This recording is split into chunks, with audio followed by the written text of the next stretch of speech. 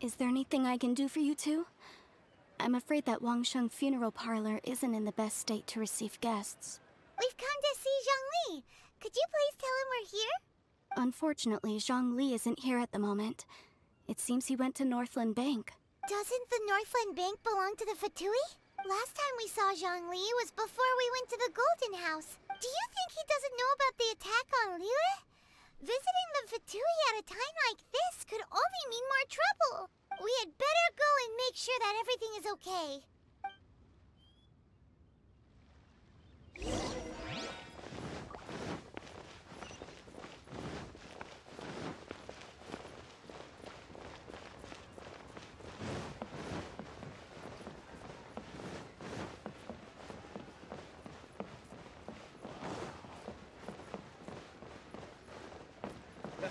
Bang! And with that... Liyue cuisine is disgusting.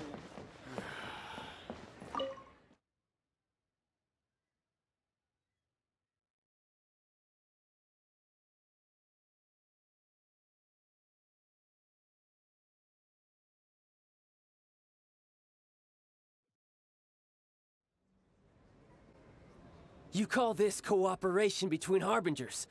Cooperation involves communication, you know.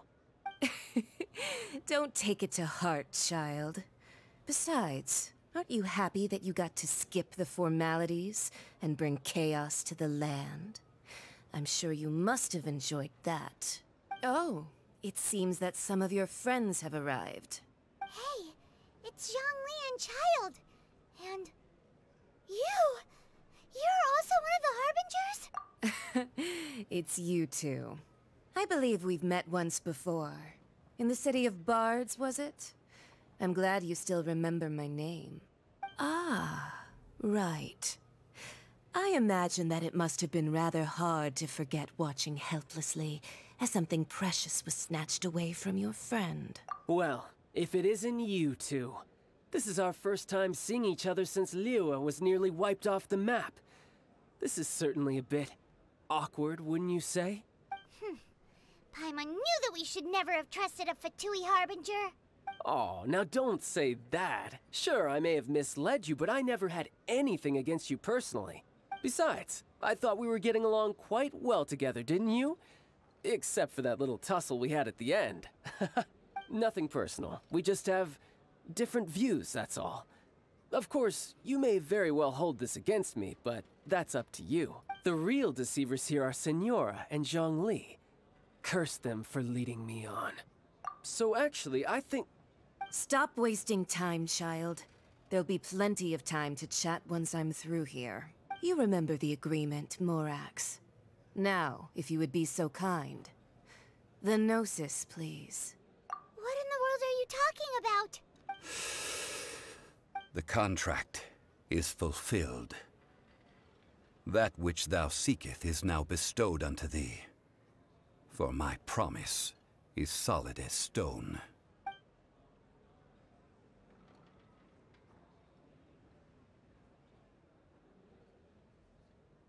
How sanctimonious.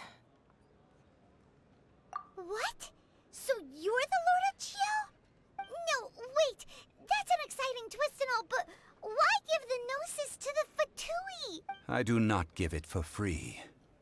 I give it as agreed upon in the contract, for it is a matter solely between the Tsaritsa and I. Yeah, you don't think you went a little bit too far with that whole fake death thing? Everyone was preparing the ceremony for you, and splat! This big dragon falls out of the sky, and all of Liyue goes into an uproar. Talk about a disaster. Gathering all the forces that had been bubbling behind the scenes, and then stirring them together in a pot that was bound to boil over. That's what he wanted to see, am I right? Wait, what? Perhaps it's best that I explain. As you know, I've dwelt upon this world for more than 6,000 years. I witnessed the founding of Liyue, together with the Adepti 3,700 years ago. Even boulders that can withstand whirlpools will erode with the passing of time. I kept convincing myself that cracks had not begun to form, and that the end of my time had not yet come, until one drizzly day, as I was strolling along the harbor, I heard a merchant tell one of his workers, "You finished your duties. Go ahead and call it a day." I stood motionless among the crowds, asking myself, have I already finished my duties? Oh, Zhongli. But as I began to consider relinquishing my divine role, I soon discovered that many reasons still remained to not hastily depart. Was Liyue, the city I had dwelt in for so long, already prepared to enter its next age? I decided that a test was needed in order to reveal the answer. So I feigned my own death, and gathered the cast of Child, the Adepti, and the Liyue Qixing to play their roles together on the stage that was Liyue. That's right, which is why I continued to safeguard the Gnosis until now. So you mean that if the chaos ever reached the point of no return, you would simply appear and use your divine powers to bring Liyue back under control? Of course, and it would have been all too easy for him too. Just as a child quickly matures after losing their parents, so has Liyue matured when faced with the death of its deity. I was pleasantly surprised with the finale of the show that you all put on. Why, you even deserved an encore. The Adepti deserve the greatest applause, considering their years of seclusion. They hardly recognized the city, yet faced with such a crisis, they exerted the greatest amount of restraint. Not only did they manage to cooperate with the Qixing, but in the end, they even tried to understand the heart of the people. And hats off to the emissary dispatched by the Archon to fulfill our contract, Signora. She managed to keep everything she knew in strict confidence, far from the eavesdropping ears of her colleague Child, just as I had requested. All the while, I carried on as Zhongli, and fulfilled the traditions of Liyue in this mortal form. Thank you for walking that path with me, Traveler. These things were all a part of my script. The only unforeseen plot twist was the conduct of the Liyue Qixing. I had expected them to do no more than the Adepti, to come to the defense of Liyue. But when all was said and done, they seized the opportunity to supplant Liyue's divine protectors, and used the subsequent power vacuum left by my death to quickly gain complete control of Liyue. Huh? That doesn't sound good at all. On the contrary, I think it is excellent. I had always feared that it was too soon for them to take over from me. And it was also that which I longed for the most. As such, this is the best parting gift anyone could have given this god of old. Hey, what about me? Doesn't anyone feel the least bit of remorse for deceiving me? You've practically kept me in the dark. I think that thanks would be more appropriate. You certainly played no small part in all of this, wreaking havoc and turning the city upside down. The Lord of Geo ought to thank you for your performance, if anything. If you hadn't created the pressure of a battle between mortals, Adepti, and a god, the lump of coal resting in the hands of the Geo Archon, Liyue, would never have been able to become a dazzling diamond of a city. Huh? Just whose side are you on, mocking me like that? Are you itching for a fight? Hey, haven't you learned the Liyue saying, don't always call it as you see it? Well then, with the Gnosis in my possession, I have no use for such idle chatter. We should return to Zapoljarny Palace and seek an audience with Her Majesty, the Tsaritsa. Come, Child. Fine. I'll meet you there later. I'm not sharing a boat with the likes of you. Do as you wish.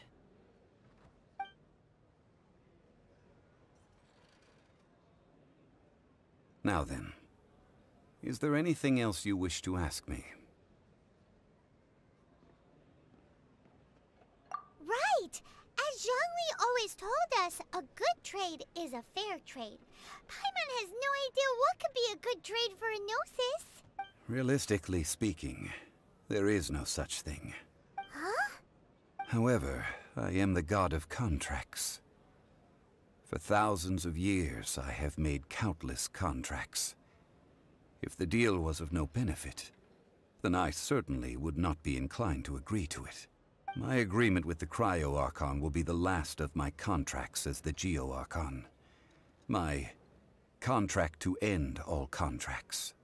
As for the bargaining chip that the Tsaritsa used to balance the scales, uncover that answer for yourself in your future journeys.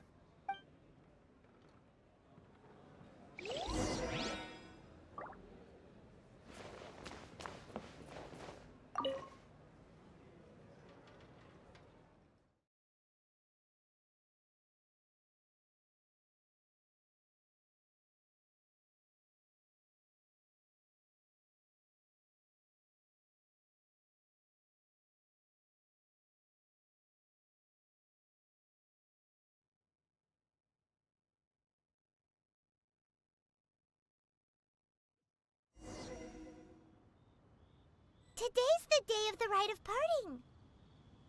Although the star of the show is fake, we've spent so much time trying to organize it, it would be a real shame not to go there now.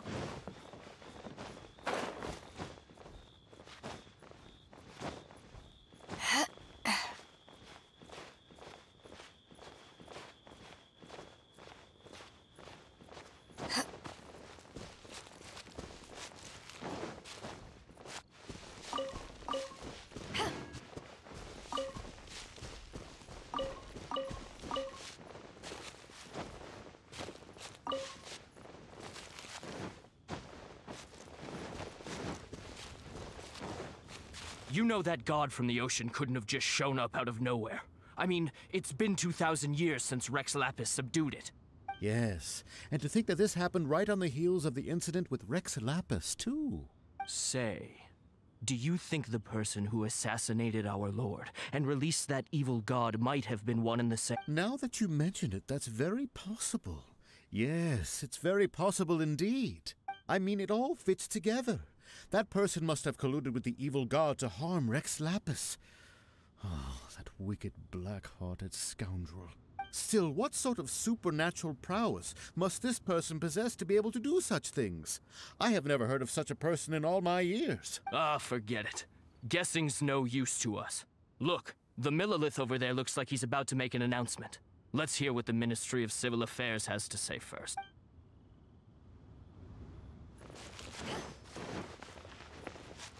Oh, well, since we're going through with this rite of parting, I guess it means that those rumors hit the nail on the head. So Rex Lapis is really... But they didn't catch the culprit, did they? Oh, come on. Do you think that the assassin could have been a normal person? You know what I think. I don't think any of the gossip on the streets you hear from those shady types is worth anything. There's only one real possibility in my mind. I've heard that the assassin was that Fatui fellow. Youngish, pretty high in rank. I think they called him Child. The Fatui? They certainly are very suspicious. Who knows what those greedy, crooked folks... Shh! Lower your voice. If the Fatui catch you in their sights, Rex Lapis won't be around to protect you this time.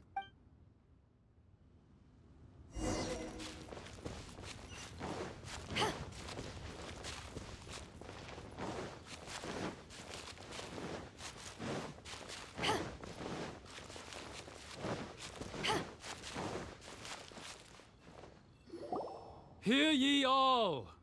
The Chi sings words. Though a dragon soars ageless as the mountains, it too must return to dust. This is common knowledge. Gods and Adepti live glorious lives, but both light and shadow have their season. So too must they face divinely appointed trials. Rumors and hearsay abound on the streets that Rex Lapis was murdered. Now, let the truth be revealed. Having been thwarted in his trial, Rex Lapis's soul has recouped the celestial heights. He beseeches the people of Liyue to grieve not and to let not their hearts be saddened. Nor are they to believe street-born rumors or indulge in baseless speculation.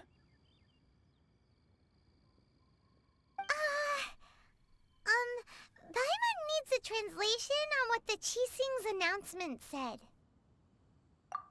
So that's how they're spinning it. Something feels off. Why would they suddenly give up looking for the murderer? Not to mention how this excuse sounds like something they just made up on the spot. Could the Qixing already have known that Rex Lapis wasn't dead? But Zhongli said that neither they nor the Adepti knew anything. Did Zhongli tell them in secret after his gnosis changed hands? Exactly, right? Ooh, seems like the rite of parting has been going on for a while now. Let's go have a look.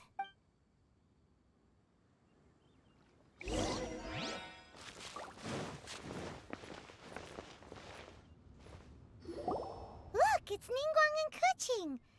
Are they saying something? Are their speeches over?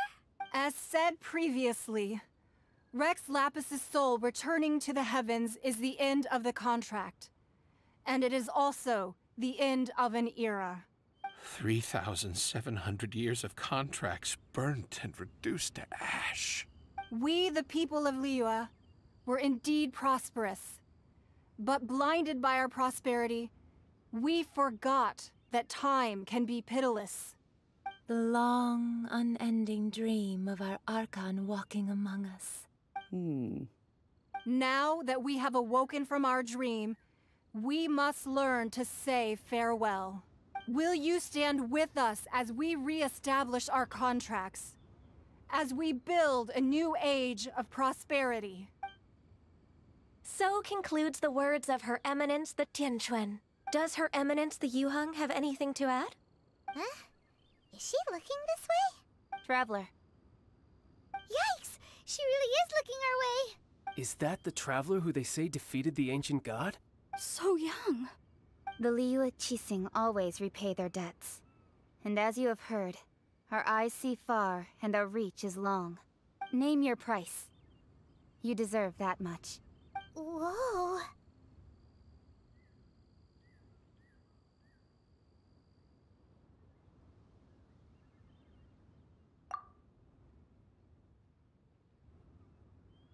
Well, could you help me put up some missing person posters?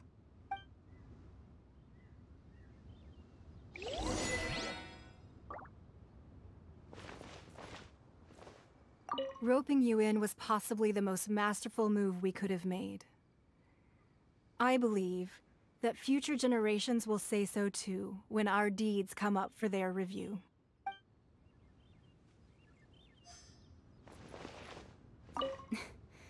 Why, you... Were you just trying to look cool earlier, or are you really that selfless? If you were looking for someone, you could have just told me that in private.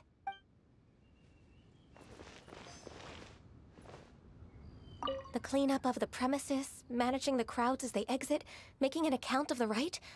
There's much that remains to be done. I didn't miss anything, did I?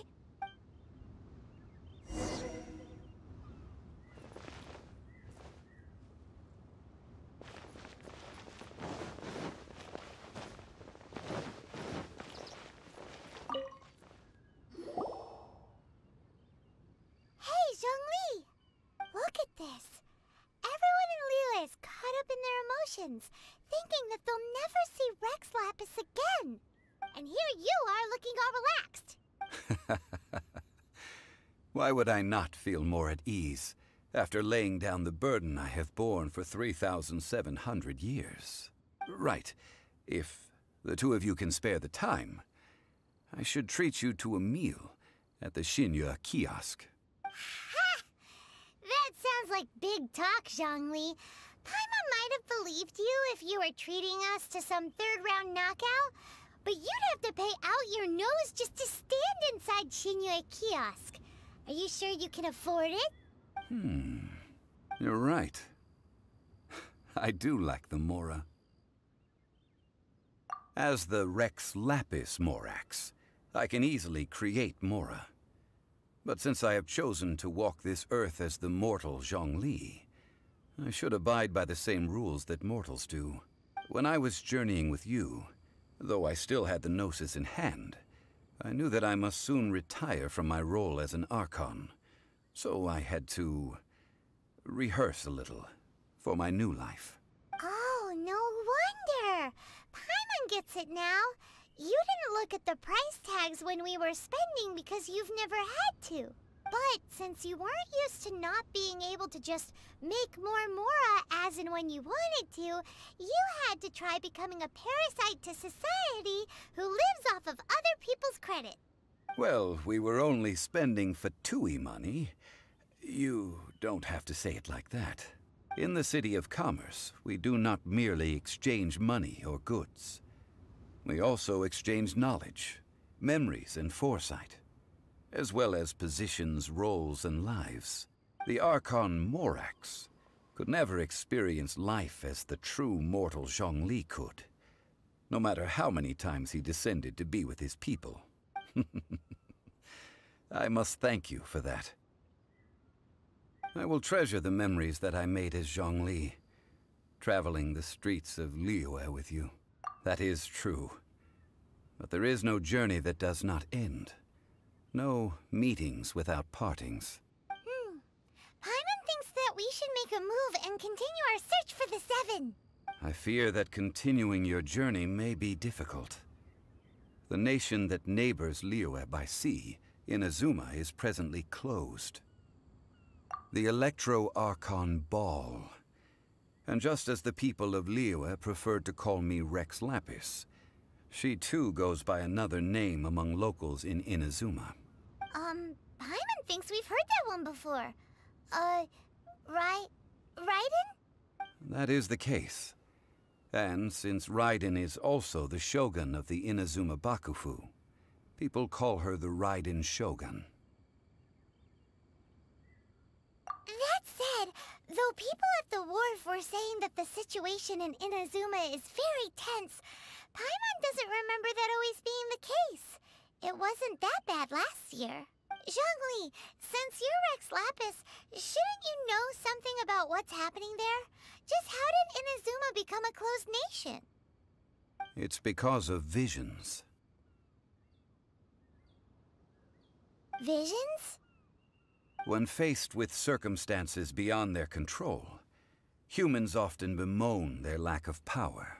But if a person shows true strength of will at a desperate and fateful moment in their life, the gods will look upon them with favor. This is what visions are. Magical foci bestowed upon those who have been acknowledged by the gods. Uh-huh. That's how people in Teyvat see it. But starting from last year, the Raiden Shogun began promulgating the Vision Hunt Decree. Vision Hunt Decree? Yes. It was an order to seize all visions within Inazuma's borders, and to inlay them upon the hands of a statue of the 1,000-armed, 100-eyed god. They want to seize visions. But why? Aren't visions blessings from the gods? I should think that in the Raiden Shogun's eyes, it is precisely because they are divine blessings that they should be under the sole dominion of divinity. Whoa, that's harsh. The Animo Archon is the god of freedom, and the Geo Archon is the god of contracts. For her part, the Raiden Shogun is the god of eternity. It seems as though she has finally decided to eliminate any unstable elements that could pose a threat to her eternal realm. The fact that even I, the oldest of the seven, have now passed away, will only strengthen her resolve to pursue eternity.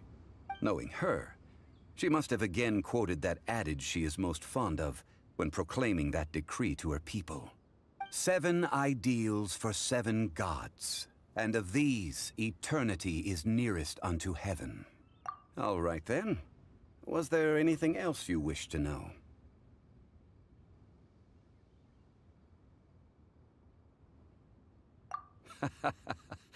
Ah, that was a good one. Failing a divine trial. How they came up with that excuse, I will never know. That said, the reason why the Qixing were so eager to resolve the incident and stop pursuing the culprit was indeed because they received news in secret that Rex Lapis was not dead. I hinted as much to the Adepti as well. How did I accomplish that, you ask? Have you ever heard of this particularly convenient Adepti art known as gifting dreams and visions? All right then. Was there anything else you wish to know? Yeah, about that. Before the Qixing made their announcement, we listened to a lot of people talking on the way. Most of them put the blame for everything on Child. These are indeed false accusations. But it remains undeniably true that Child did send people to the Jade Chamber to prevent the Adepti and the Qixing from defeating the ancient god. I've heard that Ningguang is busy milking that for all it's worth on the foreign relations front at the moment, browbeating the envoys of the Fatui. Ha! Those poor Snezhnayan diplomats. If it were not for Child's exalted position as a harbinger, I'm certain that they would have shifted all the blame to him and called for his dismissal by now. All right then. Was there anything else you wish to know? The time of the Adepti has long passed. If even the Liyue Qixing don't want to face that truth, then what future is there for Liyue? Kuching is absolutely right in saying this. Now, though I did laud Ningguang's desire for power, believing this to be a good thing, and thought as a matter of course that she must have been behind the Qixing's plan to take governing power over Liyue from the hands of the gods and Adepti, could the original person who brought up the idea of seizing power have been... All right then. Was there anything else you wish to know? That's right. Zhongli, now that you don't have your gnosis, what's going to happen to all the Mora in Teyvat? Since Morax is dead, are they all just gonna disappear? Also, isn't the Golden House the only mint in the entire continent? Will it even continue to work? The Mora present now will not vanish. But the Golden House will indeed have to cease operations for a lengthy period of time, since creating Mora requires the use of the Geo-Archon's power. This is terrible! We're all about to run out of Mora! The world is coming to an end! Yes, this is indeed a major issue from a financial standpoint. Well, I suppose we'll just leave such troublesome matters to the Liyue Qixing to debate. Then, did you at least set some private funds aside for yourself? Oh, a private fund. This does seem like a good, logical, common-sense idea. It's a shame. What's a shame? It's a shame that I didn't think of it at the time. All right then. Was there anything else you wish to know? Well then, I suppose you'll have to find a way to get inside this closed nation. Have patience. I suspect that some serendipity must first come into play.